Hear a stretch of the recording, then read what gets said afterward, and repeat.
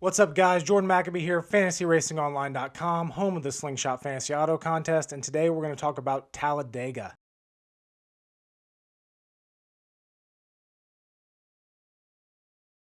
You know, people say, get your dartboards out when it comes to Talladega, and it's absolutely true. This is going to be a pretty quick video because here's my advice. Pick whoever you want. Anybody can do good here. Anybody can win for the most part. Obviously, these back markers probably don't have that great of a chance. You know, we're not going to see Joey Gase up there, Cody Ware challenging for the win, but they could still challenge for a top 10, and that's going to be a huge, huge score in the Slingshot contest. I will say this, though. My general rule of thumb when it comes to Slingshot and any race at Daytona or Talladega, I pretty much avoid the top 20 starters. I'm trying to maximize points with this race.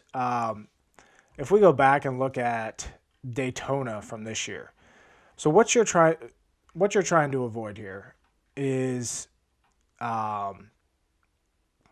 these guys. So you have to remember, and hopefully you know this already. You know we're a quarter of the way through the season. You get negative points for negative place differential. -2 points for every single position that a driver moves down from where they start. So looking at this year's Daytona 500 driver results, Ryan Newman started 7th. He finished 38th. That's -56 points in the Slingshot contest. Alex Bowman started first, finished 35th at -55 points. Almirola, -48 points. Suarez, -32. If we sort this by starting position, Casgrala started 40th, finished 28th. He still scored 61 points in the Slingshot contest. Austin Cindric started 39th, finished 15th. He hit 117 points. That's why it's so it's not advantageous, but it makes sense. You could take the bottom 5 starters this week, and I'd say that's a good lineup because it is. It has the most potential. Typically down in this, range of the last guys in the field. Look at these scores. I mean, obviously this is just one race, but this is typical.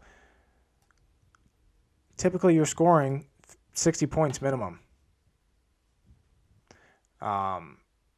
Where that comes into play this week is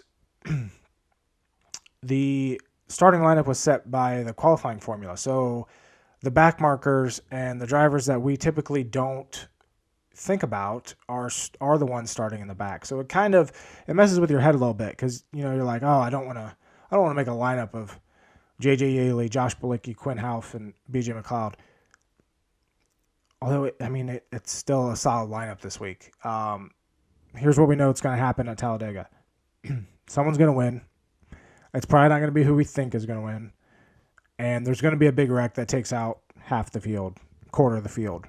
There might be multiple big wrecks that take out even more. It's going to happen. So when it comes to the Slingshot contest and making lineups for this, the only thing that I focus on is place differential. I don't even care who it is. There are drivers that are better at Talladega than others, or that have a better history. But in the grand scheme of things, it doesn't matter. Eric Almirola, look at this. 9th or better in 8 of the last 9 races. He finished 37th here last year. He was a bad pick that race. Obviously, that can happen any race. We can say that about anyone that has problems. But my point here is don't rely super heavily on the history of a driver or how they're doing on super speedways lately. Because if you look at, wow, that's a big ad. Maybe if this website would work on fix their site so it works, then I wouldn't care about the ads. But so if we sort by all drivers and their best finish ever at Talladega, look how many people have grabbed a top 10 here. Reed Sorensen has finished 10th here. Brendan Poole has finished 9th here. Greg Galding has finished 9th here. Corey LaJoie, 7th. Anybody can get to the front. At the same time, everybody's had a bad finish. Except for Ryan Preece. Worst career finish of 18th. He only has 4 starts. Ty Dillon, who's not racing this week. Worst career finish of 17th. But everyone has a bad race. It happens.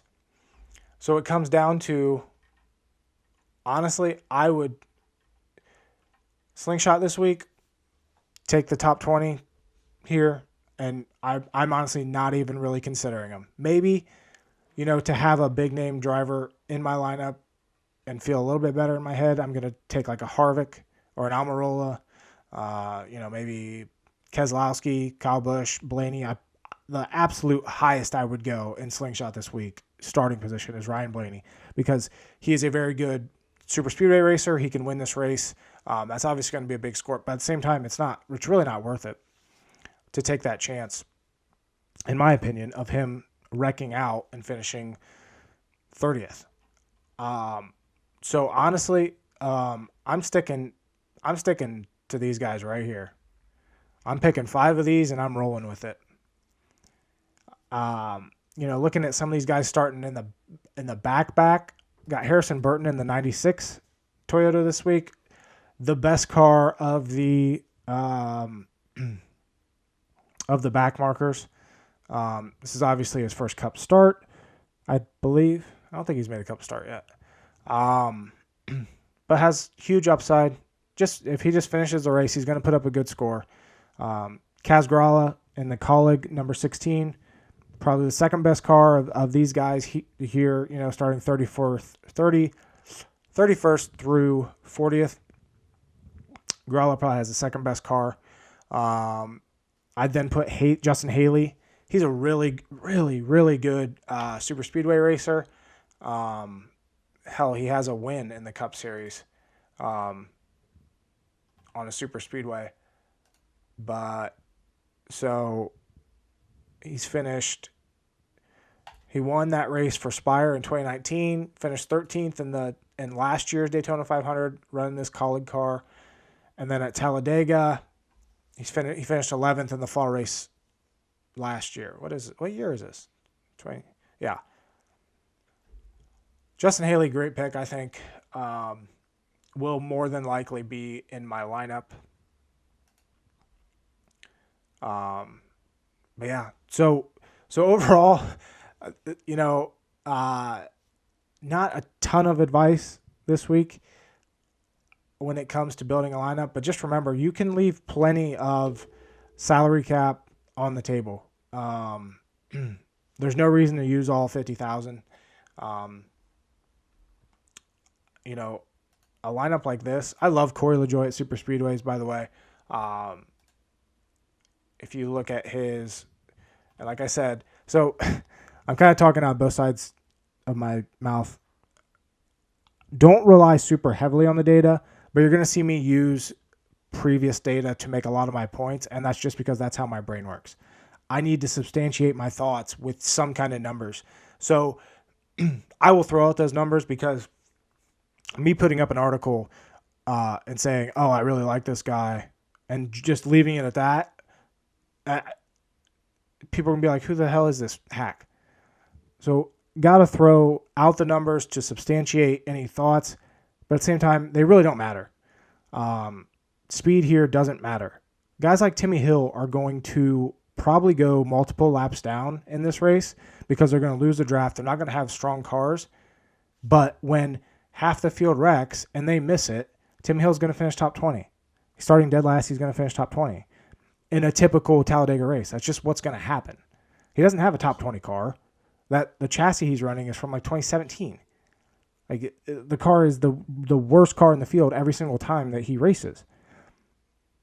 But Talladega is a great equalizer. Anybody can have a decent finish here. Going back to LaJoie, 3 of the last 4 races here, he's finished 16th or better. I believe he's even better at Daytona. Memory serves like top two career tracks for Corey LaJoie, and it's not even close. Daytona and Talladega. He's a very good super speedway racer. 3 top 10s in the last 4 Daytona races, 21st or better in the last 5. I love LaJoie every single time we come to Daytona or Talladega. Wrong sheet there. And then, so Harrison Burton, very safe pick there. Anthony Alfredo. So John Hunter Nemechek was in that car last year and finished 8th in both races here at Talladega. Just so you know, I keep clicking that wrong. Wow, I'm having issues here. Again, I'm just going for place differential points here. That's all I want. It's 2 points per position. I'm not worried about definitely having the race winner in my lineup. I'm perfectly fine with taking guys like Harrison Burton, Corey LaJoie, Justin Haley, all in the same lineup. Kaz Grala, Ryan Newman, Chase Briscoe, they both start mid-20s. I'd probably throw Newman on there. That leaves me $18,400 left over for my last driver.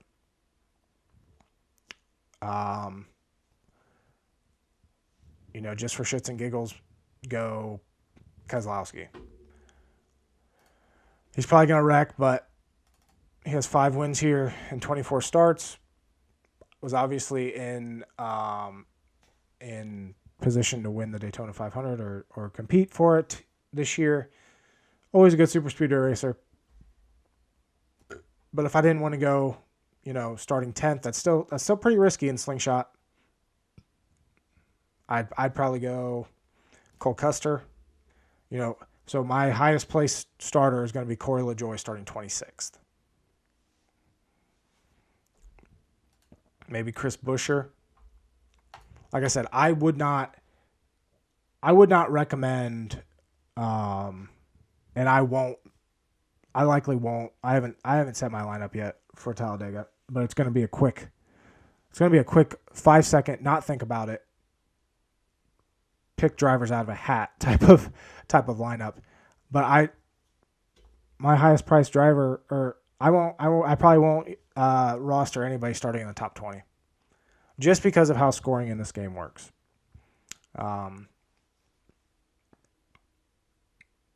Denny Hamlin's an interesting play. The reason being is he started first in this race, or in the last time we raced at Talladega, and he won the race. It's obviously going to be a decent day. That's going to get you points in Slingshot. I don't think it's worth the risk. It's very difficult to win from the pole at Talladega. So if he leads the most laps, that's going to be another 11 points for him. If he wins both stages, that's 20 more points for him in the Slingshot contest. But if you look back at last year, he didn't even finish top 10 in any of the stages. Yes, he's really good. Look at this.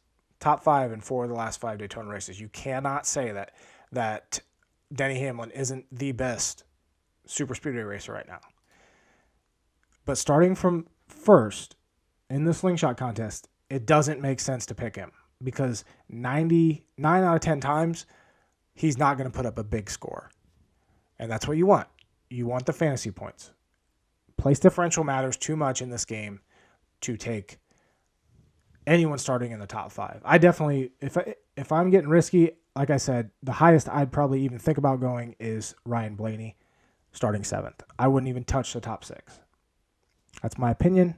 I can be wrong. I've been wrong before. There can be exceptions to rules, but for the most part, those aren't going to be the highest scoring guys in this game.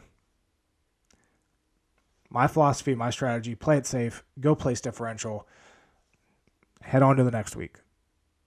The very last thing you want is a 100-point lineup at Talladega in this Slingshot contest when you could get 100 points out of one driver starting 35th that finishes whatever, top 20. Have fun with your lineups this week. Pick the guys you don't normally pick. Pick the guys that you never even think about picking. So you have someone to root for. That's fun. That's my philosophy. That's my recommendations. That's just how these super speedway races play out. And it's fun and it's frustrating for fantasy players, but it's a lot more fun when you can have your drivers wreck out and finish 20th and still put up a good score in the Slingshot contest. So those are my recommendations. That's how I'd attack this race. Don't be afraid to pick those back markers that we typically don't even think about most weeks. Just to wrap up here, I'll throw up my algorithm predicted finishing order. In case you didn't see it, it's got Logano predicted to win, Hamlin, Blaney. Those are the 3 best super speedway racers right now. You can see this with the power index. There's quite a big gap down to Alex Bowman, which is a little bit surprising for me. Same with Kyle Busch, both projected to finish top 5. The chances of this projection being, I'd be surprised if this thing got 4 of the top 10 correct this weekend. That's how unpredictable Talladega is. That's just how these races work. So good luck this weekend. We're all going to need it.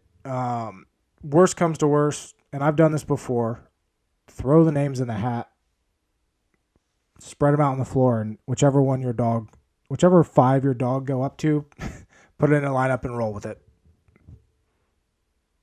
It's fun. Good luck. Hope you have big score. I hope this is a good race. These can be very interesting from a fantasy perspective. But yeah, good luck. See ya.